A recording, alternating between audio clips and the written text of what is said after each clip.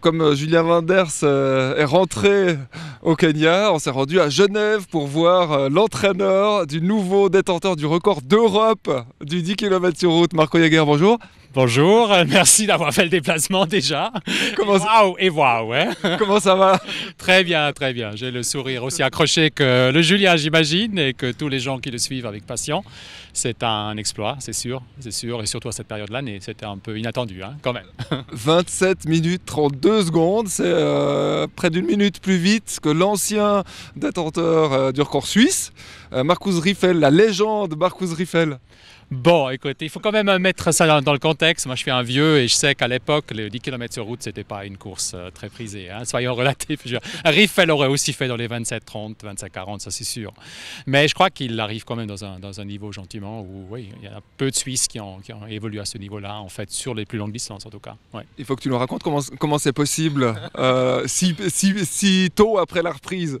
Écoute, je crois qu'il y a deux choses. D'abord, bon, vous avez vu les temps de passage dans la course. Il a dit lui-même, il a fait une course optimale. Il a fait une course à la Julien, donc au courage. Hein, donc il est parti après 5 km. Il a quand même placé un 8 minutes 2 de km 5 à 8. C'est quand même pas rien. Il ne s'est pas posé beaucoup de questions. Il n'a pas posé beaucoup de questions. Par contre, sur les derniers kilomètres, il a dû se poser quelques questions quand même. Donc c'était une course au courage, clairement.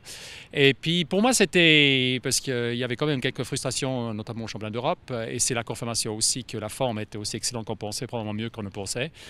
Parce que s'il court maintenant 27-30, c'est que probablement à ce moment-là, il était sur du 27-20. Et on a toujours pensé au championnat d'Europe, 27-30, 35 dans une course rapide, pas de souci. Et avec ce chrono-là, il aurait gagné les championnats d'Europe. Gagner, c'est une course tactique, n'oublions pas. Hein, une course au train, on ne se faisait jamais de soucis, mais ça sera toujours une course tactique. Et là, il y a encore du boulot à faire. Mais c'est clair qu'avec cette confiance-là, savoir qu'on peut avoir une petite marche sur même ses adversaires directs, Amdouni, il était à 27-36, ça aurait été, je pense, ça aurait aidé. Voilà. Ouais, la meilleure performance européenne de l'année sur le 10 000 mètres, c'est 27-34, quelque chose comme ça. Exactement, tout à fait. Ouais. Alors, on aimerait savoir comment tu l'as appris, toi. Il a couru dimanche matin tôt, j'en connais qui étaient derrière leur ordinateur. Non, moi, comme d'habitude. Alors, j'ai attendu un peu le résultat sur les réseaux, donc j'ai pas suivi spécialement. Donc, c'est où que tu l'as vu? Sur les réseaux, via des athlètes qui m'ont raconté. Voilà. Ouais. Ouais. Donc non, cette fois-ci pas suivi parce que les distances étaient un peu loin et puis c'était un peu tôt le matin. Voilà. Revenons en arrière, donc il y a Berlin, c'est l'échec sans être un échec, il est reparti avec le sourire, lui il savait qu'il pouvait aller vite, et après il y a eu 2 semaines de pause. Tout à fait, des pauses à la Julienne, on va dire. Non, c'est-à-dire que ce qu'il a fait quand même 2 semaines de vacances, il a fait quelques footings juste pour maintenir un petit peu, mais c'était vraiment une pause, oui. Et après il nous a dit qu'il avait eu 2 semaines où il était libre pour se remettre en forme. Voilà, je craignais un petit peu quand on est... L'idée du départ, j'aime bien cette idée en fait. Finalement, en tout cas dans ma conception de coach, mon but c'est quand même que l'athlète devienne de plus en plus autonome et idéalement j'aimerais aussi que l'athlète prenne en charge peu à peu aussi l'entraînement, qu'il y ait un échange plus que voilà tu fais ci, tu fais ça et on est gentiment à ce stade-là avec Julien, pas encore tout à fait. Et dans cette idée-là, on avait discuté que pendant 2-3 semaines, écoute, c'est toi qui décides un petit peu, je lui ai juste dit ce qu'il fallait éviter parce qu'il faut quand même fixer des paramètres avec lui. Donc il n'y avait pas un nombre de kilomètres. Il m'a écouté comme d'habitude, on commence avec 200 km tout de suite. Non, ça on ne changera pas. Mais donc, quand même, il a essayé un peu des choses, il s'est fait plaisir beaucoup. Et je crois que ça, c'est important en fait. On a appris cette saison, on en parlera peut-être après, on a appris beaucoup sur ce plan-là, sur le plan mental, c'est que la notion de plaisir, hein, que la ramener, en fait, on le savait, mais on l'a un peu oublié.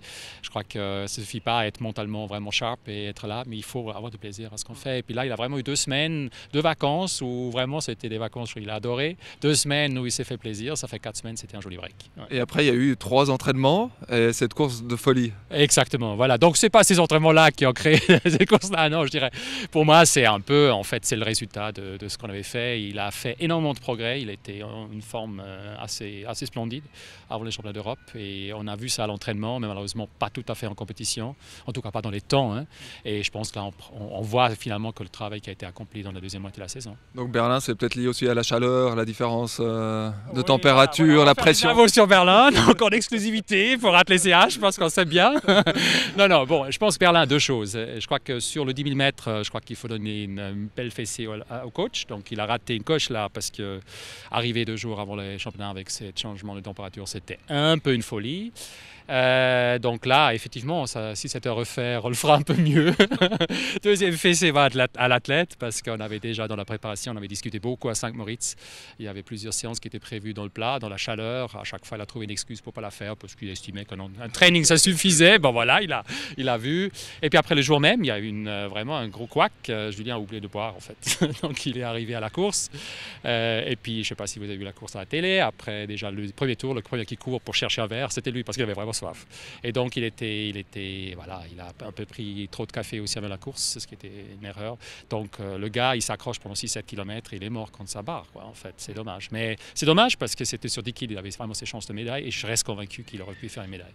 Les médailles sont à prendre ces prochaines années. Exactement. Il a appris quelque chose et le coach a aussi appris quelque chose. Voilà. Et nous, on a quand même envie de savoir, parce que c'est vrai qu'à chaque fois qu'il fait un énorme exploit, il rentre directement du Kenya. Qu'est-ce qu'il y a de différent pour lui au Kenya, selon ton point de vue? Oui, je pense qu'encore une fois, on a discuté et je pense que je ne saisirai jamais à 100%. On aime bien quand même Saint-Moritz, on aime bien la Suisse. Non, mais je pense que lui, il a deux choses. Je crois que la vie n'est pas que la course. Il a son ami qui est là-bas. Colli. Et voilà, Colli qui est très importante. Et qu'on salue. Bien. Voilà, il a aussi un environnement qu'il aime de plus en plus. Donc c'est sa vie en fait là-bas sur place. Je pense que ce facteur-là, il ne faut pas le sous-estimer. Et je pense surtout au Kenya, il n'y a aucun souci. En fait, tout s'arrange. On vit du jour au jour. Ici en Suisse, il est sollicité. Donc à chaque fois, il y a Saint-Moritz, il y a les reporters, il y a les journalistes, excusez-moi.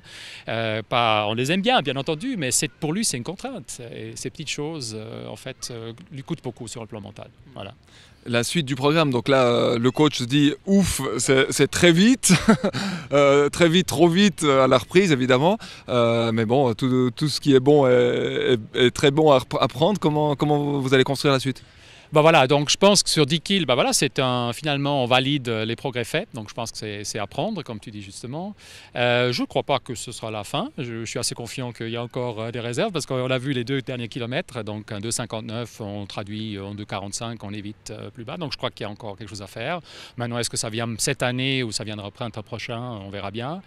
Non, l'objectif prochain, c'est vraiment maintenant retravailler la base, vraiment, donc retourner à l'entraînement. Je crois qu'avec ça aussi, on peut être relativement relâché aussi pour les courses en ville. C'est pas que, voilà, mais on n'a pas besoin de les préparer d'une manière aussi spécifique qu'on l'a fait l'année passée. Donc on peut être un peu plus relâché. Et après, l'objectif, ce serait, je crois, en tout cas pour moi et pour lui aussi, c'est le semi-marathon en fait, en début d'année où là, on veut faire un bon temps. On sait déjà lequel, ça sera nouveau Barcelone? Non, ce sera probablement au Moyen-Orient plutôt. Au Moyen-Orient, donc on a déjà une idée, on dira rien. Ça sera chaud, plat, rapide, voilà, et tôt le matin. Chaud, plat, rapide et tôt le matin. Ouais, donc petites idées aussi, parce que voilà, il y a les championnats du monde, donc on cherche maintenant beaucoup de choses qui ressemblent un peu à ce qu'il va retrouver là-bas, en fait. Donc on prépare déjà. Donc ça veut dire que les courses, le circuit de course, on sait qu'il va venir à Bulle, qu'il va faire l'escalade. On est juste à côté de la ligne d'arrivée de l'escalade. Après peut-être la course titsé de Noël à Sion. Et ensuite il va de nouveau courir à Houille, j'ai entendu. C'était l'idée, mais ceci dit, on avait initialement discuté qu'il ne faisait pas justement la course de Sion. Là, il a dit qu'il voulait la faire. Alors il faut voir un petit peu, parce qu'avec ces voyages, ça commence à devenir un peu compliqué. Hein. Donc on sous-estime aussi, comme la fatigue aussi. On a vu l'année passée à Houille, il n'était pas saignant en fait. Il était un peu fatigué en arrivant, à cause du voyage aussi, hein. Donc à discuter. S'il préfère Sion, on fera Sion, et puis il peut laisser tomber oui, voilà, ou peut-être on fera les deux, on verra bien. Ouais. Et donc ça veut dire que toutes ces courses vont être faites sans préparation spécifique? Oui, on continue, mais Julien, il faut comprendre, c'est c'est toujours un athlète jeune, hein, donc 22 ans. 22 ans. On a de la peine à y croire, mais c'est vrai. Voilà, et peut-être, bon, ma foi, moi je le vois, c'est qu'on est de loin pas encore là où on veut être. Et lui, je me rends compte que quand on s'entraîne, même si on enlève un peu le spécifique, il continue à progresser. Parce que ce qu'il fait à l'entraînement maintenant, c'est encore pas ce qu'on a vu en compétition, même les 27-30. Hein, donc voilà. Et le grand objectif après le semi-marathon, ça sera quoi? Oui, évidemment, retour sur la piste et apprendre des erreurs qu'on a faites. Aussi au niveau de la préparation, on a 2-3 choses qu'on a vraiment, je pense qu'on maîtrise mieux que les 2 dernières années. Et après, évidemment, les championnats du monde. Ouais. sur 10 000 de nouveau. Et Ça sera à Doha. à Doha, oui, bien entendu. Alors on y sera, merci infiniment Marco pour tous ces renseignements qui éclairent nos lanternes et qui nous mettent en appétit pour la suite. Ok, merci à vous d'avoir fait le déplacement et puis on se réjouit de la suite. Hein. À tout bien. Suisse, hein, c'est ça. Exactement, à tout bientôt. Merci.